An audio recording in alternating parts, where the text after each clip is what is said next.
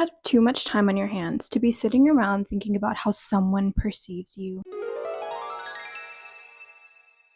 You should be so focused on your own life that you don't have time to twiddle your thumbs and think, oh, do they like me? Do you even like them? Why are you so focused on someone else? Do they even serve you? Do you even enjoy the person that they are? This is not to say that you can change someone. No, people will be who they are. It's your responsibility to decide whether or not that fits into the life that you envision for yourself. Think of it this way, their perspective. Now, I know I said don't care what people think, but let's use that example. Imagine you're this person, whether you're thinking about a friend, a relationship, or a family member, and you're doing regular things, brushing your teeth, playing video games, going to work, and all of a sudden there is a shadow following you. It follows you when you eat, when you sleep, when you're taking a shower. It's creepy, isn't it? Now, you are the shadow following this person. If it was the other way around, you would be terrified, would you not? All of this to say, stop being creepy. When you spend all of your human existence and that lovely thing that we call a brain to think about how someone perceives you, you are being creepy. You're no better than a shadow. Get your own life. Got it? Why do you care anyways? As if you're literally not the creator of your own reality. As if you're not the baddest bitch to walk this earth.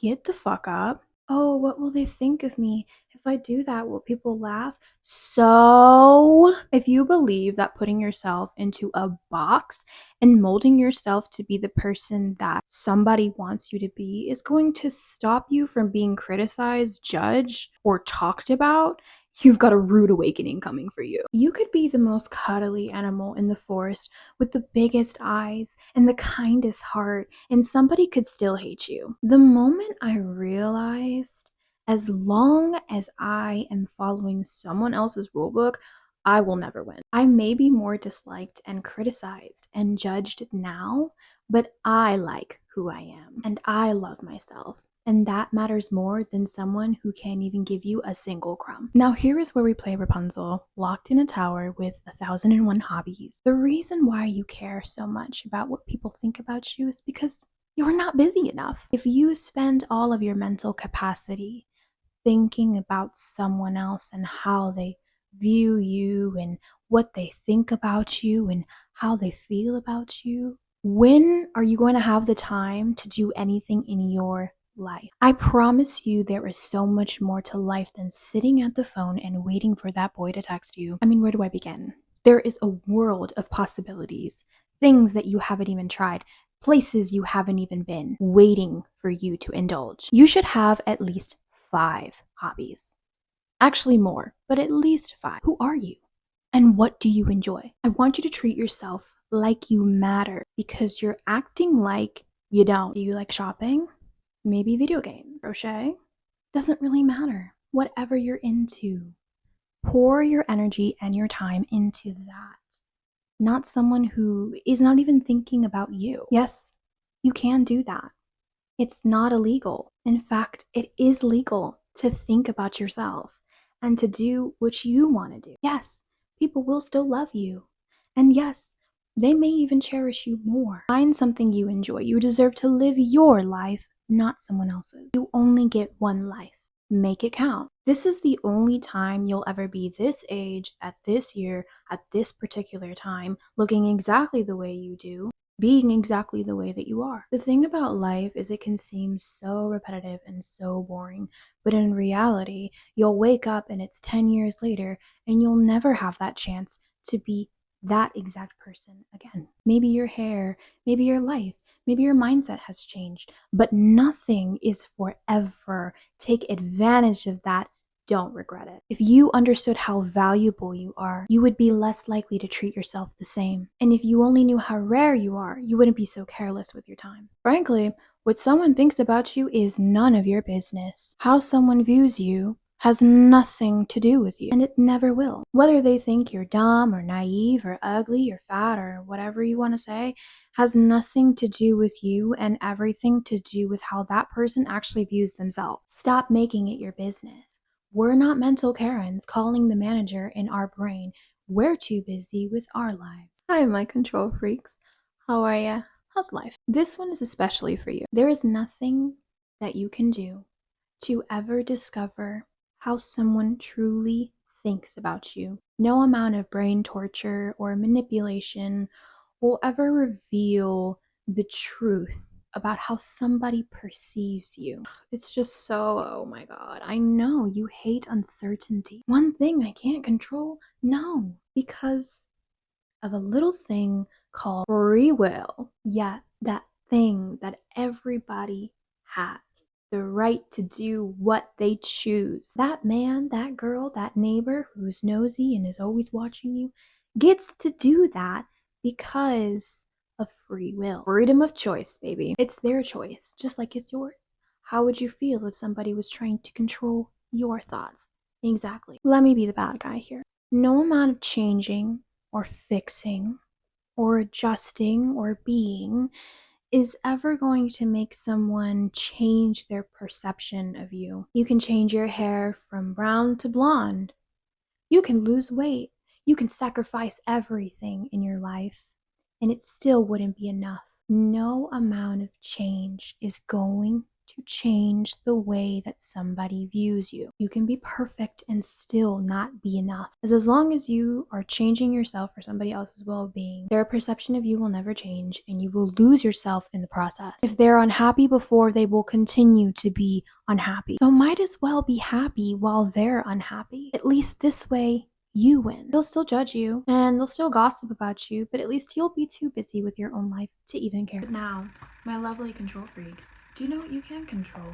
You. Yes, you. See, not caring about what people think isn't just about ignoring them and being busy, but it's also not allowing anyone to have a say in your own life. It's your life for a reason. If you don't want waffles for breakfast, guess what? You don't have to eat that. If you want to walk around in your underwear at home, guess what?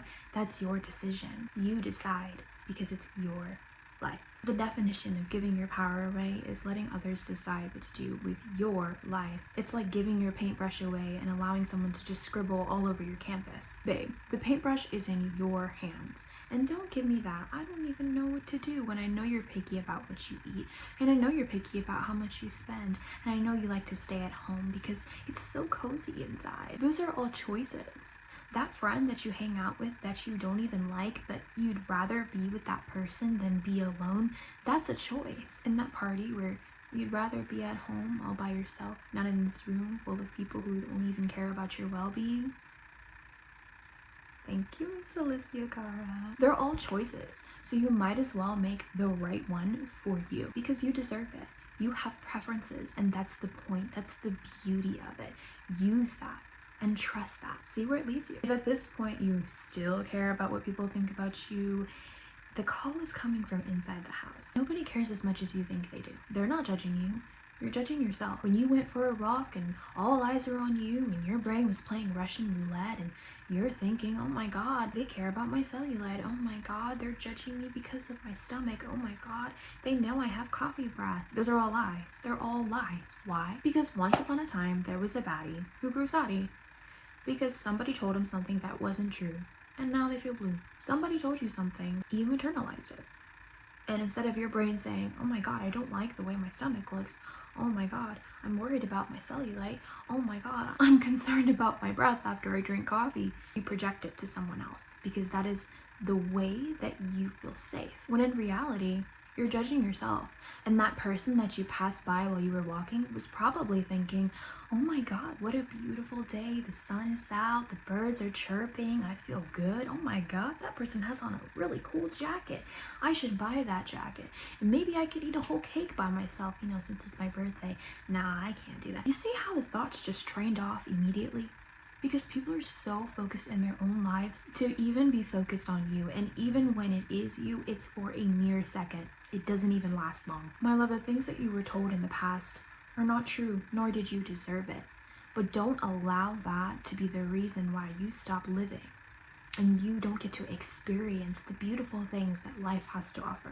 Those who feel the need to talk about you do so because they are jealous of you. The people who are commenting on how you look, how you live your life, and what you choose to do with your life do so because they are not able to do what you can do. They don't have the courage to sit up here and do what you do. Therefore, they project it. You're so concerned about what people think about you, when in reality, the people who do like you love you, and the people who do have something to say do so because they have nothing going on in their lives. They may be gossiping about you and mocking you and laughing about you, but you don't think that the same person that they're gossiping with about you is gossiping about them with someone else? Oh, you thought you were safe? No, those people are lames, and they'll always be lames. Leave them where they are. There's a point in your life when you legit just have to say, fuck them, and move on. You owe it to yourself to move on. If you are thinking more than living, there's your answer. No one should make you second guess yourself. No one should make you overthink. You need to replace their lack of actions, so you fill them with your thoughts. That's called anxiety. No one should make you feel anxious all the time. That's not healthy. Let that be your closure. If you love the wrong person so much, imagine how much you'll love the right one. Do yourself a favor and move on. Hopefully by now you got with the program, because I'm not repeating it. Okay, you can rewatch it one more time. Yes, you can also like it and subscribe. Now it's your turn. You're gonna find a hobby. You're gonna find a hobby. I don't care if you suck at it. I don't care if you're the best at it. You're gonna do something that you love, and then you're gonna share it with me. And this may or may not be an excuse for me to find new hobbies. If you have a question, you need advice on self-love and self-perception, then drop them down below and I'll answer your question in my next video. We're getting a call. 1-800-TCHY-OLDER-SISTER-HOTLINE. Today's question is, when you're sad, what needs to happen? 1. Acknowledge the fact that sadness is a real thing that everybody feels, regardless of what anybody's going to tell you. 2. Sit with your emotion. This is something that I did not want to hear, but I promise you it will help. Sit with your emotions, observe it, understand why you're feeling that way. 3. Move your body. The more you are stagnant, the more you stay stuck in that energy. You want to move your body, so go outside. Drink some water, drink some tea. Do something to get your mind off of that emotion. 4. I don't know why you're sad, but I promise you social media is not going to help you. Comparison is the thief of joy, so do yourself a favor and get off social media. 5. Find a hobby. Do something that you enjoy to bring your spirits back up and to make you feel better. And lastly, this is a bonus one. Eat something. Most of the time when I'm sad, I just eat something and I feel 10 times better. Our health is a huge contributor to how we're feeling. So make sure you take care of yourself and feeding yourself. I hope that answered your question. If you would like to support me so that I can make better quality content for you, you can do so by clicking the link in the description. Not required, but it is greatly appreciated. Follow me. You already know where to follow me. And I gotta go. I love you, babes. Bye. My name is Carrie. I'm so very fly. Oh my.